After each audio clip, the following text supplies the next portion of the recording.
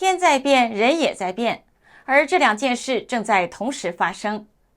盘点这一整年，北京的异象过于密集到不正常，血日、血月、火流星、白毛雨、地震、阴阳天，颐和园昆明湖起浪，白羽鸟频频没了，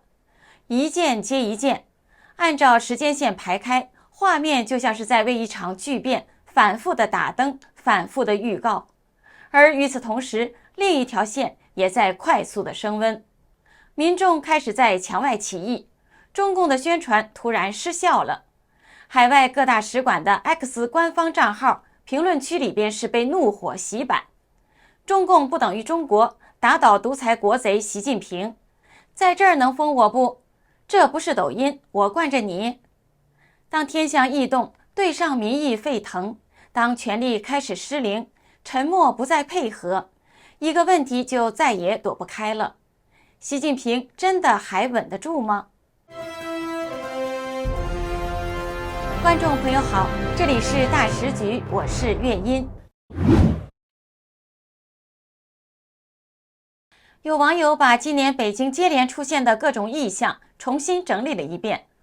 结果发现这些零碎画面如果单独看，像是新闻角落的花边，可是一旦串起来，画面就不再零散了，反而是异常的集中。如果再把这些异象放进当前的政局、民意背景中这么一比对许多网友得出的结论那是相当的一致：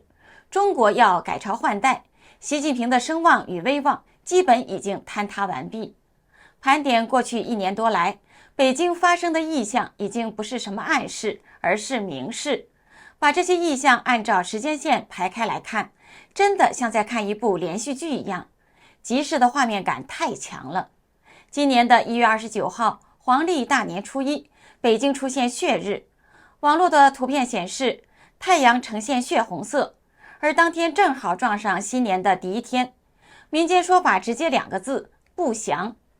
紧接着大年初二，1月30号，网传北京的昌平区的天空惊现了4个太阳，网友对此纷纷表示，这天象叫4分5裂呀，这不是好事，要开始上演大戏了，这是要变天的节奏啊。《晋书·天文志》中关于多日的记载也许可以提供参考。公元314年的1月，有3个太阳自西向东运动；317年1月又出现了3个太阳，并且有白红直通天顶，太阳周围有重日晕，左右有日耳。占卜的人说，白红预示有兵乱，3个太阳一起出现，不过3个月，诸侯要争做皇帝。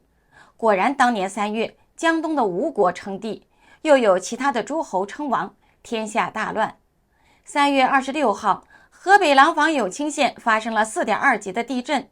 震央距北京中心仅55公里，北京、天津震感明显。更耐人寻味的是，北京西部天空同时出现了血光。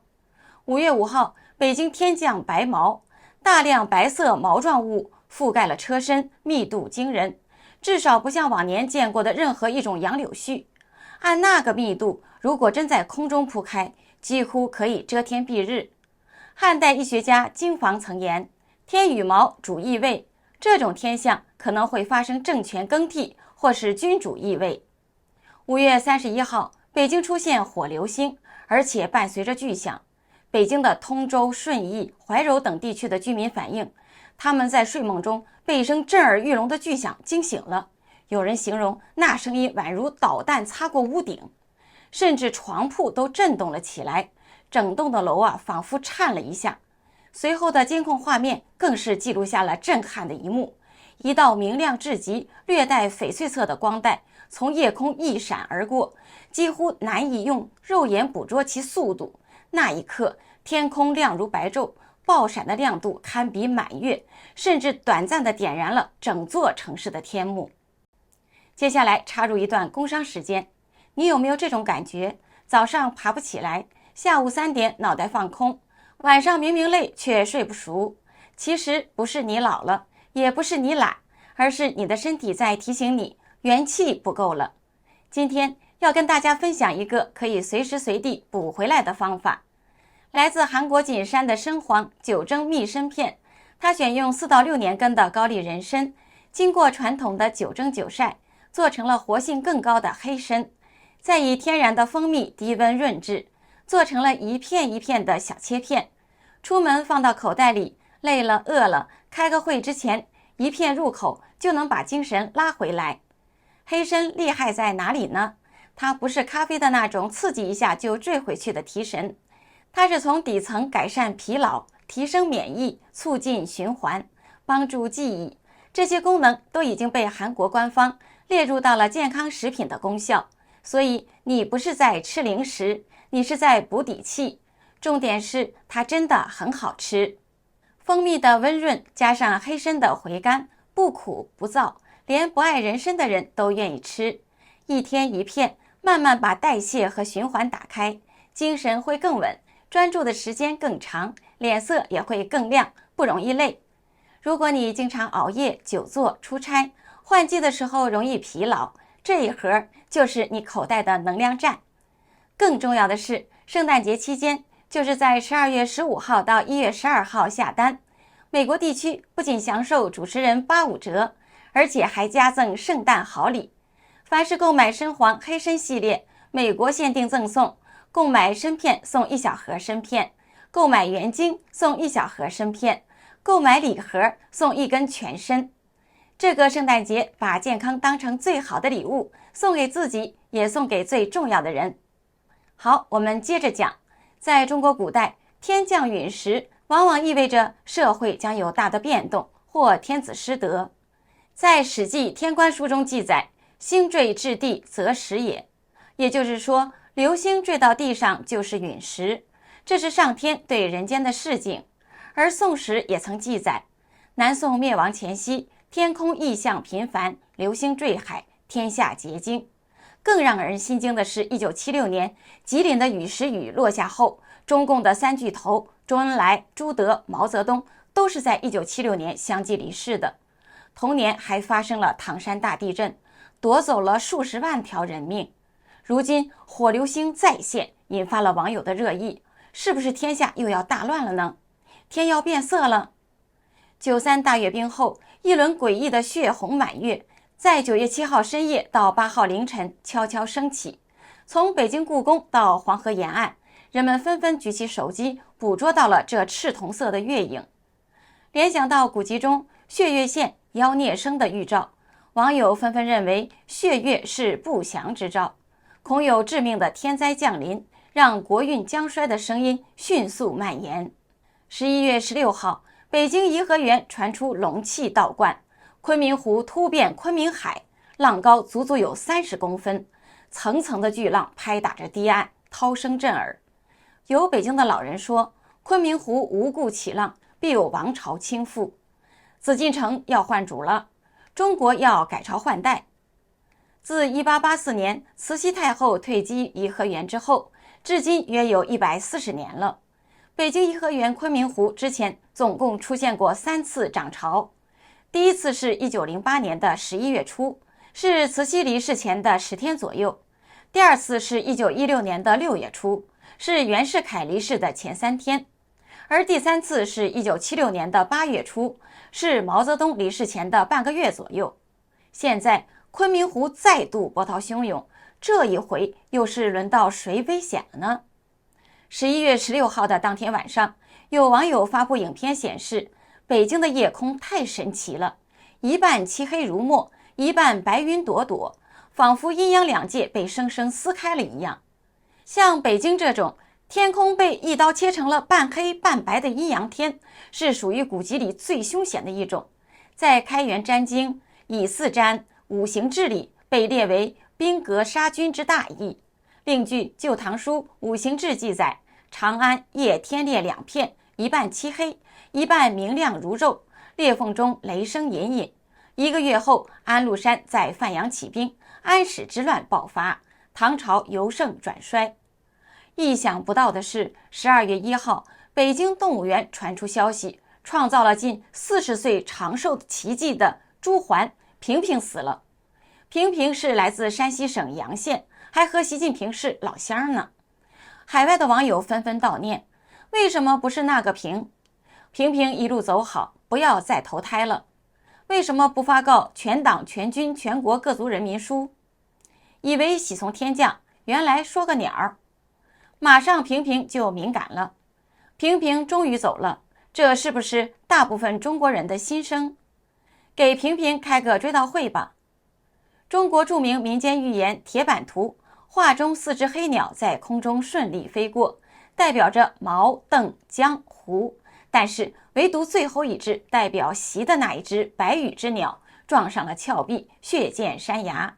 而席子拆开正好是白羽，刚刚死去的朱鹮就是白羽鸟，它的名字偏偏又叫平平，这绝对是不祥之兆啊！这年底一盘点，可以确切的是，中共的心脏地带北京各种的异象出现的是过于密集了，而中共内部频传政局突变，习近平身体欠佳，军权党权被弱化，党魁换人的风声不断。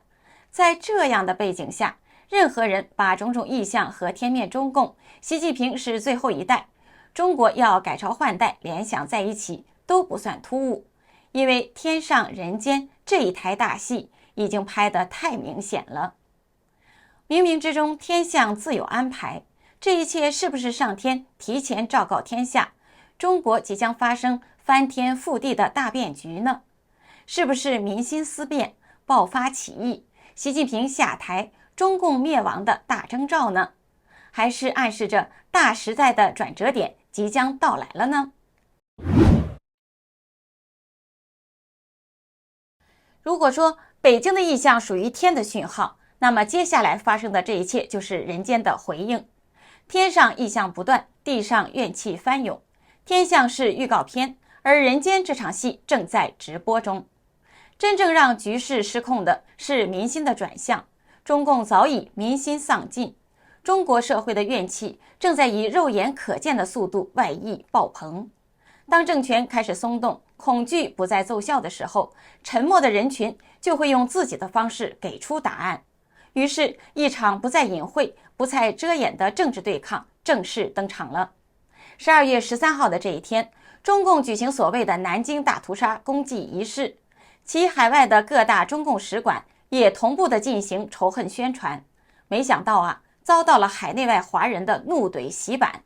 中共几乎毫无招架之力。民众口号高度集中，矛头直指中共，没有绕弯，没有修辞，只有中共不等于中国，爱国不是爱党，打倒独裁国贼习近平。这些声音在不断的被重播放大。